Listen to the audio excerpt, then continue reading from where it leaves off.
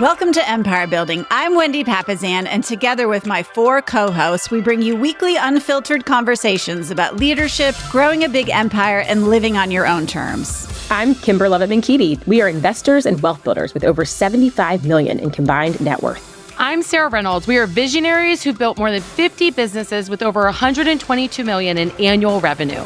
I'm Tiffany Fikes. We've led thousands of people and do it all while being pretty good moms. And I'm Seychelle Van Poole. We are your podcast to learn how to build big businesses and even bigger lives.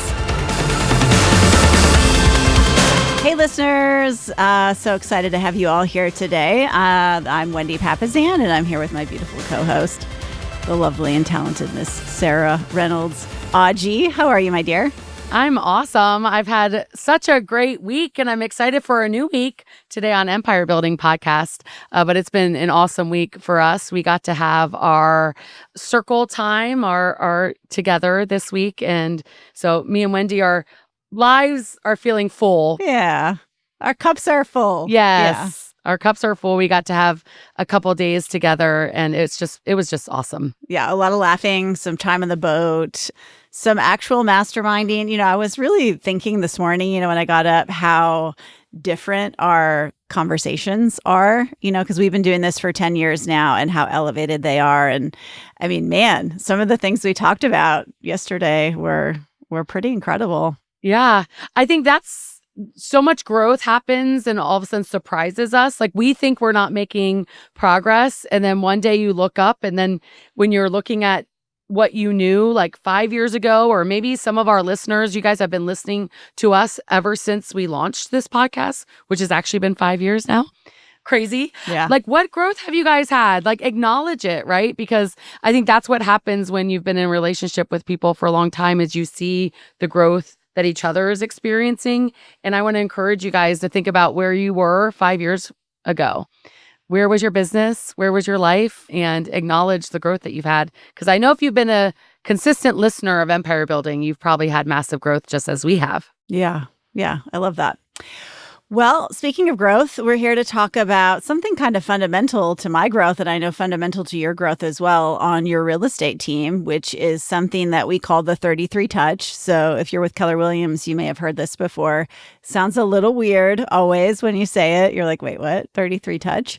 But this is something that came out of the Millionaire Real Estate Agent, Jay, my husband, and Gary Keller wrote about this, over 20 years ago now. And it's really been the Bible for us in terms of how to make leads consistently come into your business. And what's great about it is it's extremely simple. It's not easy to do, but it's actually really simple. So we're going to just break down the 33 touch today and help you guys really understand how to go from where you are to having consistent, repeatable business. Yeah, 33 touch really transformed my business, and it all started with reading The Millionaire Real Estate Agent, and the 33 touch is all around the people that you know. So what they say in the book is refer to them as Mets, but you want to think about who knows you, who trusts you, who likes you, who do you know? If they know your name, you know their name, right? And this is the strategic plan on how to grow your business through the people that already know, like, and trust you. And so they're called your Mets. So in 2009, when my mom, Debbie, at the time I was her buyer's agent, had been a realtor for a few years, had helped over 100 families at that point, but mainly focusing on the buying side of the business. And she sat me down, and my mom said, I want you to be in charge of the team. I want you to be in charge of the business. At the time, we did about 75 to 80 transactions a year. Which is a lot. Yes. Yeah. It's a lot. Yeah. It was a good business. Yeah. Yep. We were the 2 producers, and then we had an admin assistant. And my mom really saw a vision for something bigger and said, I think that we can accomplish it, but you would have to lead and grow it. So the first thing I did as the leader of, at the time, the Reynolds team, was to actually implement a weekly team meeting. That was my first thing. Okay. The second thing, like we should probably talk to each other. Yeah, Like yeah. in a Why strategic not? way. Yeah. Why not? That's a gold nugget, by the way, if you're not doing that in your team. Yeah, that's a gold True. nugget. Yeah. And then the second thing was to implement the 33 touch because my mom had this massive database. She had been in the business since 1988. And then, so 21 years. Oh, wow. Okay. Wow. I didn't realize she'd been in real estate that long before you started. Yeah. So your team's been around like 40 years. Yes. Yeah. Yeah. I guess I knew that you took over the team, but I didn't realize she'd been in business quite that long. So yeah, that's so cool. Yeah. Yep. Yeah. She's OG Keller Williams. Oh, OG. Yeah. Yeah. She joined Keller Williams in 1999. Wow. And okay. there was less than, I think, 5,000 agents. Yeah. That's right before Jay started. Yeah. At the company. And Yeah. she was one of the founding agents in Virginia for sure. So yeah, but the first thing I said was, okay, we need to be touching our database, this amazing database that you built for all these years, at least 33 times because the book tells us to. So that's what we're going to do. I love that because I think so many agents operate entrepreneurially, which is, the business kind of just comes to them and they're okay with that. They're okay with the ebb and the flow. And some years you have a great year when the market's doing well. And some years you have a down year. Maybe you needed a down year after your crazy year the year before. And just that kind of entrepreneurial approach actually can, create a really good business for a lot of people is what I hear you saying. Yeah. And when you put this framework on top of it, which is what Sarah is talking about, you can really, really change your business. I learned that every 17 days, buyers and sellers and or your consumer, right? This applies to every business, not just real estate, forgets what you do.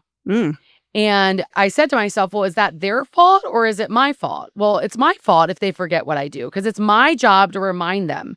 It's not their job to remember me and what we do in our business. It's my job to remind them. And so 33 Touch is the first thing that we implemented in terms of our lead generation. And after implementing it, this is what actually took us into $1 million in revenue business, is this alone. Having the consistent team meeting and this alone. I love that. Well, and the first thing you need to do is you have to organize your database. So whether you're starting out or whether you've been in business for 15, 20 years, like Sarah's mom had been, you really need to see what your database looks like. And if you're just starting out, well, then you have to think about who are my KLTs, who are the people who know, like, and trust me, right? So if you're just starting out, the best thing that you can do, the best way to spend your time is to just start a spreadsheet and write down, every single person that likes, and trusts you, right? Yep. Not necessarily that you know, like, and trust. There's a difference there. They need to know, like, and trust you. And then you want to put as much contact information as you've got for them, which is email address, obviously, home address, phone number, any pertinent details you know about them, anything you know about their family, maybe they go to church with you, something like that.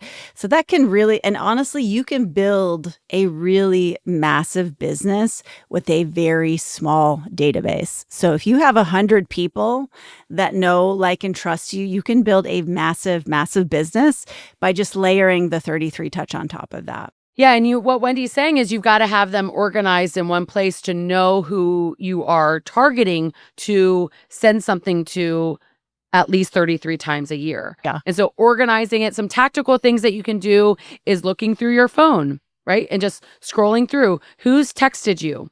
Look through your contacts. Are they in one place, like in a CRM, in a spreadsheet, and if they're not, you want to get them in one place, right? And now it's so easy you can actually export if you've got an iPhone, it's very easy to export that into a CSV file and dump that into an Excel spreadsheet or something like that. I mean, I did it. I have an insane amount of contacts. I have over 8,000 people on my phone, which is insane. Wow. I know it's crazy. I feel so special. I know you're one of 8,000. Well, I'm a people person. Yes, but you can export it very easily. You can do that in 30 minutes or less. So exporting from your phone. Yeah, it's a great way to start. Another tactical thing you can do is look through all of your social media accounts.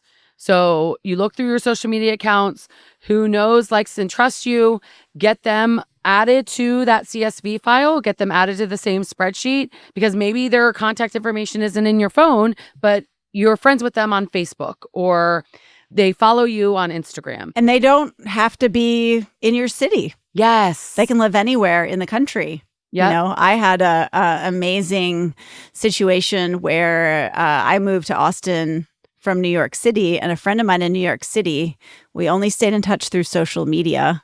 She actually sent me a referral 10 years after I moved. So I'd never even seen her, talked to her on the phone or anything. We just stayed in touch on social media. And that ended up turning into 6 transactions. So staying in touch with people that you know, not just in your city, but all over the country, all over the world, really, now. Yeah. So who belongs in your Mets? The first is obviously past clients, all the people in your phone, all the people in your social media, vendors, neighbors, gym friends, board members, like the list goes on. Like think through. Look at your calendar and what are the things that you're doing. Okay, you go to pickleball, you go to church. Who are the people at church that know, like, and trust you? Who are the people in your pickleball league that know, like, and trust you? Who are your neighborhood mom friends, right, that you know, like, and trust? So think about it in terms of groups. That's so smart. And you will be so surprised at how many people you know. Yes. You'll be shocked. Yeah, you'll be shocked. And the cool thing is as you go about your day to day, right, you meet new people, right? So my daughter has become so into volleyball. And through that, I now have a volleyball moms text string with 14 other moms, all with daughters that play volleyball. Well, they weren't in my database before. Can I ask you a question? Yeah. What's your system for taking, because I know you're in touch with a lot of people every week. What's your system for, you know, all the people you meet? How do they get into your database? Do you just remember all of them, or what do you do? That's a great question. So what I typically do is when something new has changed, like in this case, because I'm a pretty like stable person in terms of like I'm either at the office, at home with my family, or with your dolls, yeah, with my friends. No, yeah. Yeah, exactly. Those are the 3 places. I go to church as well. So those 4 places is where you can typically find me. And so the thing that changes in my life is my kids and their activities. And so when my kids get into a new activity, then I'm collecting contact information from the parents. Obviously, selfishly, we all help each other, right? With like getting them places and snacks and all the things you do as a parent. And then I take the screenshots of their contact information and I send it to my assistant and our database manager, and they just add them to it. And I do directly ask people for their address, because I'm a big believer in mailing, doing direct mail. And that's a big part of our 33 Touch, which we're going to talk about in detail on our next episode. And it's really important to have as much contact information as you can. Now, it shouldn't stop you from still reaching out to them, even if you don't have everything. But don't be afraid to ask people for their address, because you send goodies out, you send different things, and hey, can I get all of your contact information? Yeah. I love being on your list. Yeah. You send out good stuff. I do. Yeah. Yeah. So just getting in a rhythm of when things change. And then quarterly, we look at our database number. And I do think that that is what helps me remember, because our goal is to grow, constantly be growing and feeding the database. And we're tracking, okay, how many is in our database right now? And then when I see that, and I'm like, oh my goodness, like I can grow it right now just by re-downloading the people on my phone and making sure everyone's in there. This is so important. And if you have a team, you need to be reminding the people on your team to do this as well. So yes, we've done different things over the years. Sometimes we have competitions where we do database ads. You know, we don't do it like ongoing, but maybe we'll do a 12-week competition where, you know, people try to get as many database ads as they can, because people need to be reminded of it. So you as the leader need to have some kind of trigger like Sarah, or you need to have, you know, on maybe in your weekly leadership meeting, you talk about it just to remind everyone that they constantly need to do that, because your database is, if you don't constantly feed it, it will go hungry. Yep. You know, you have to constantly feed it, because people move, they unsubscribe, they don't want to be, your daughter's not in volleyball anymore. So these people are 5 years later, they're like, who's this person again? You know, unsubscribe. So you have to constantly be feeding it. Yep. Everything that matters in your life should have a number attached to it. And I know that can sound somewhat strange, so hear me out. For example, like my husband matters deeply to me. If I don't spend time with him, like a certain number of time with him a week, which for us is our date night, then our relationship suffers, right? If we don't have that time together with how busy we are, our relationship suffers. So on my 411, on my goal sheet is the number of dates I'm going to go on with my husband a year. That's a number. A number is attached to my relationship with my husband. Now, he's not a number to me, but the number means that he's important. The number actually means he's important. He is a number to you. He's a 10. Yeah, he is. Oh, good. So good. I know.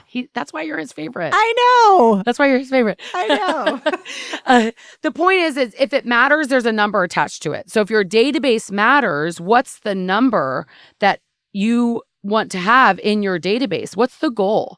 And do you even know how many is in your database right now? Are you looking at it? Right? But in the beginning, like some of you are thinking, well, this is overwhelming me, Sarah. Like, I don't know. I don't even have one. That's okay. We all started that way. Yeah. Literally 16, 17 years ago. That's when this started for Empower Home. I have an agent database because at a certain point I decided, you know what, I'm going to have a database of people who know, like, and trust me that are in my sphere. And then I'm also going to have a separate database of people who know, like, and trust me who are agents. And I will tell you that it started out with one person. Literally one person. So that's where it all starts. Starts with one. Yes. And then I love the idea of having a goal every year, or every quarter or whatever that looks like. Yeah. So I know, Wendy, you many times will set that goal, as you mentioned earlier, in terms of the number of quality Mets and connections that you want to create as well, like each quarter. So organizing it, getting it all set up in the database, in a spreadsheet to where you have all of your database in there. And as Wendy said earlier, we're not talking thousands. When you start out 100 people, that's a good database. That's a really good database. Okay. And then you want to set a goal in terms of, okay, how many a quarter are you going to nurture and really focus on those relationships? I know you have some tips on how to like tier it as well, right, Wendy? Yeah, so we've done, and this was something we did kind of later on. I can't remember. Maybe we got this. I think we got this idea from you, your VIP program. And I know several, I know Seychelles does it as well. But yeah, we both do it. Yeah. So everyone that gives us a referral that year and the following year goes on our VIP program, which is essentially we add a quarterly gift to everything else that we're sending out to them. So it's good to know who your top could be 10 people, could be 25, could be 50 are. Like there's a lot of value in looking at your database and determining who your top referrers are. Even if you haven't tracked it in the past, Yep. You know who they are. Like I know for me, our realtor was Peter Dennison before I got my real estate license. And he and I bought several homes together because I was an investor before I got my real estate license. And Jay and I constantly sent him referrals. Constantly. We were on his VIP list. Every year he would give us a poinsettia, once a quarter. He wanted to go grab coffee with us. And so probably the worst day of his life was the day I got my real estate license, because I'm sure I was sending him probably 10 to 15 referrals every year. So who are the Wendy's in your database who that are, because doesn't it make more sense to love on them, right? They should be special. So treat them like the gold mine they are. So you identify and organize your Mets. That's step number 1. Step 2 is then you tier them in terms of your priorities, in terms of focus. Now, your database, they're all going to get the 33 touch, which we're about to dive into the elements of the 33 touch. But step 2 is like, okay, you want to know who you want to focus on first, and that who deserves more of your time, who deserves something extra special. When you start with them, you end up actually could grow your business even exponentially more, as Wendy shared. And so doing that is critical. Okay, so on empire building, we call it a 36 touch. So we're going to confuse all of you now. No, just kidding. So we have a 36 touch plan that is the same as the 33 touch, except there's 3 extra touches because there's 12 months in a year. And it was much easier for my brain to tell our assistant, okay, I need you to help me to make sure that this group of people, my database, gets something from our team 3 times a month. Okay, that was just easier. It goes with the year.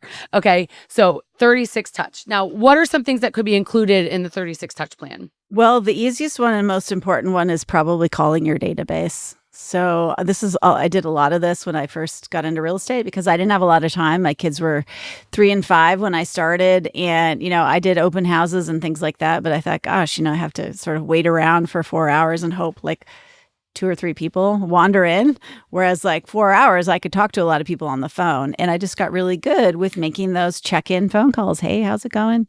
Do you have a quick minute to talk about business? Okay, great. Who do you know? Blah, blah, blah, that kind of stuff. So that's the easiest way. And honestly, you can do that by text message or social media message as long as there's a two-way interaction and you're having a conversation about real estate. You were so good, Wendy, about like, that's how you spent your time. Like you had very limited time when you first got your license. Yeah. But you spent your time making sure your calls were in every single day, right? Every single working day. Yeah. What was the thing you used to do? You used to move things over from one jar to the other? I have 2 little dishes, and in one dish I have 10 little plastic diamonds, and the other one is blank. And every time I have a real estate conversation, I move it from one dish to the other dish, and I look and see at the end of the day, did I move them all or not? And if I moved them all, then I did my job. That's right. And for me, it was 10. It was 10. It's 10, still 10. That is gold. If you hear nothing else today, okay, and implement that in your business, like I'm telling you, it will grow. That one gold nugget of having a daily goal of how many you're going to talk to and some fun little system that to make sure you do it, right, is critical. Start with 5, start with 3. Yeah. Whatever your number is. And so you want to be calling your database at least once a quarter. Okay. And so the first part of the 36 touch, so that's 4 touches a year. That's going to be a 2-way conversation with your database to where they're going to hear from you. They're going to hear care. They're going to hear you're checking in. You're going to ask them how they're doing. You're going to know what's going on with their life. They're going to know what's going on with your life, right? Because again, these are people that know, like, and trust you. And you want to deepen that relationship. So 4 quarterly calls, like 1 call a quarter is the perfect way to start. And the best news of all, it doesn't cost extra money. Nothing. It's free. Yep. Absolutely free. The next thing is you want to do a monthly email. And so that can be a newsletter, that can be behind the scenes of something that you're working on. Maybe a client bought a fixer-upper and you're helping them fix it, and you're going to do a behind the scenes of the projects that they're doing, or a success story of a family that you have recently helped. You're going to be emailing them. So you're calling them quarterly. They're getting an email from you a month. We're now at already 16 touches. That's 16 touches so far in the year just by doing those 2 things. And I would just add a caveat with the newsletters is you want to be providing value. So everything that you're sending out, it could be a story, which provides value. It could be information about what's going on in the market, which provides value.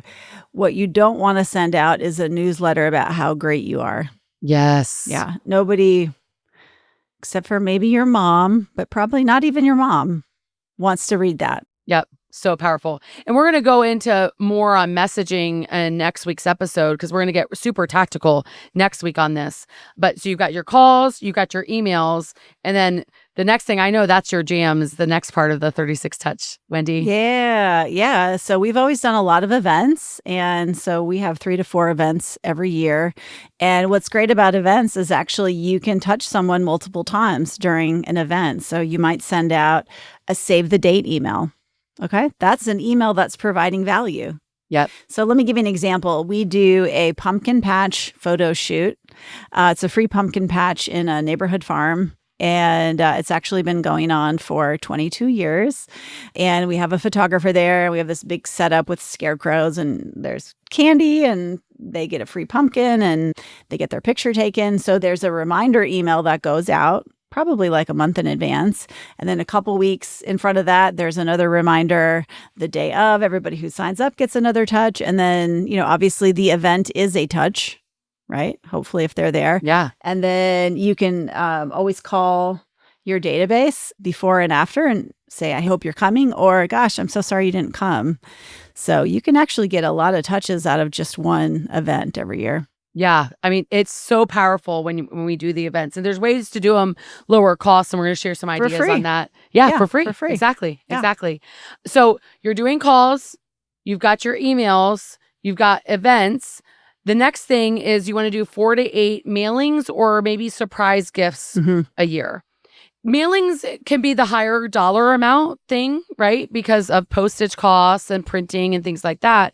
Now, depending on how many times you're touching them with other things, because technically you could call them every month and that would be 12 touches. The point is we're giving you a variety of ideas and you build your 36 touch plan with these things included. I like a mixture of things in my 36 touch. So for me, mail is one way I know that they're going to at least see it. Because emails, even if you're providing amazing value, even if you've got a great subject line, the majority of people are not going to open and read the email. They're going to miss that touch because they're not opening or reading it, right? But if you send a postcard or send a letter, even if they don't read it, seeing your face, seeing your name, maybe not your face, but your name, right, will remind them right off the bat, like, oh, I know, like, and trust them. And if I hear of someone that's looking to buy or sell real estate or based around what you do, they think of you. And so I like to include some mailings. Well, and I think it's super important because especially if you've got high net worth individuals in your database, a lot of times they'll have a gatekeeper for their email, right? They'll have a gatekeeper for their phone.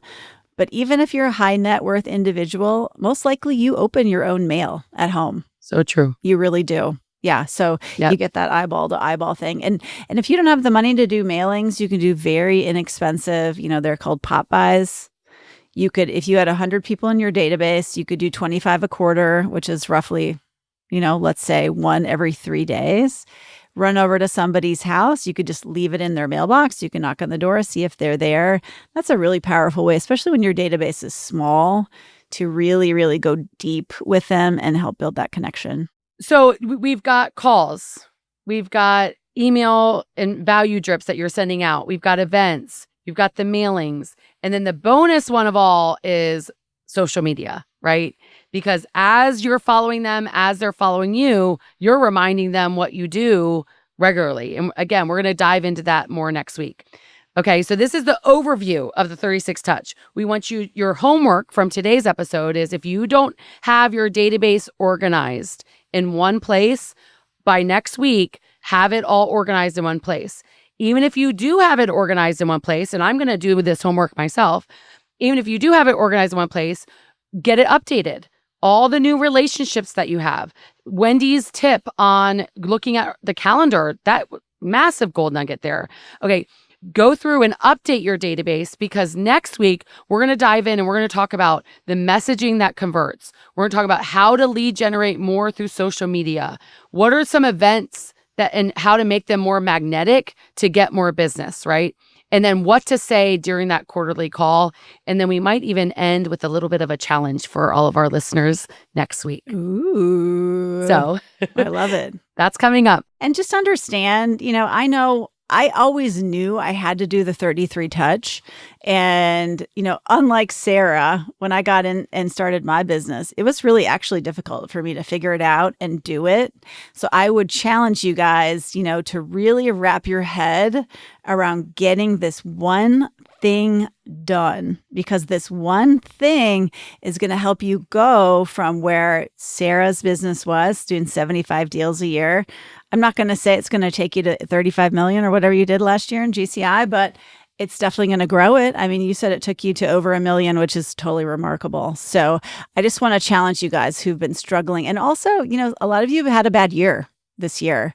So this might be the time you might have the mental space and energy to think about, gosh, I've got a few months here at the end of the year. It's going to be a challenge accepted. I'm going to do it. So today's been awesome. I can't wait for next week when we unpack it all and give you guys all the details. So hopefully you guys will do your homework and we will catch you all at the next episode of Empire Building Podcast. We'll see you then. Thanks for joining us. Have a great week. Bye, guys. Warning.